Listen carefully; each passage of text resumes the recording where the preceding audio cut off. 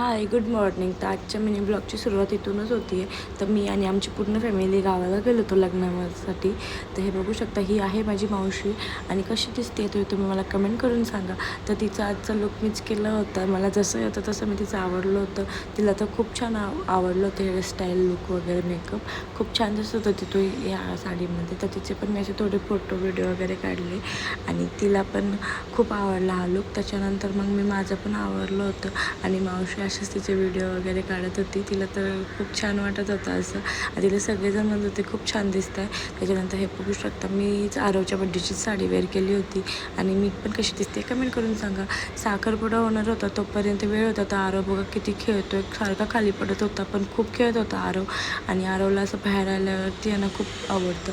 आरव एक मिनटं पण शांत बसत नव्हता, पूर्ण वेळ तो डान्स करत होता, खेळत होता. त्याच्यानंतर मी असे माझे थोडे फोटो काढले आणि त्याच्यानंतर मग परत मला बाहेर जायचं होतं आणि तेपर्यंत मग मी घरात आले आणि मी परत माझंच असं व्हिडिओ घ्यायचा प्रयत्न करत होते की मी कशी दिसते आहे.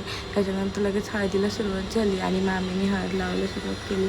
आणि गावाला कसं असतं ना, सगळेजणं खूप लवकर हळद लावतात, कारण की घरी जाऊन परत त्यांना दूध वगैरे काढायचं असतं, गायांचं रानातली कामं असतात, त्यामुळे पटपट खूप करत होते सगळे.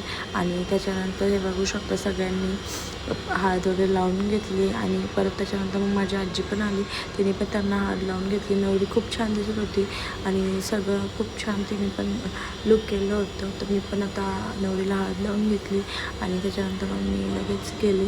तर सगळ्यांनी असा आहेर वगैरे आम्ही काय आणलं होतं त्यांना द्यायला, नवरीच्या मम्मी पप्पाला, तो आम्ही दिला. ही आहे माझी दुसरी मावशी आणि पाठीमागं तिच्या बसली आहे ना, ती माझ्या मावशीची आजी आहे, म्हणजे माझी पण ती आजीच आहे. त्याच्यानंतर मावशीने पाया वगैरे पडले त्यांचे आणि सगळं असं खूप छान वाटत होतं. आणि त्याच्यानंतर आम्ही जो काय आहेर आणला होता तो दिला त्यांना आणि बाकीचे रिलेटिव्ह पण येऊन आहेरचे काय करत होते ते केले.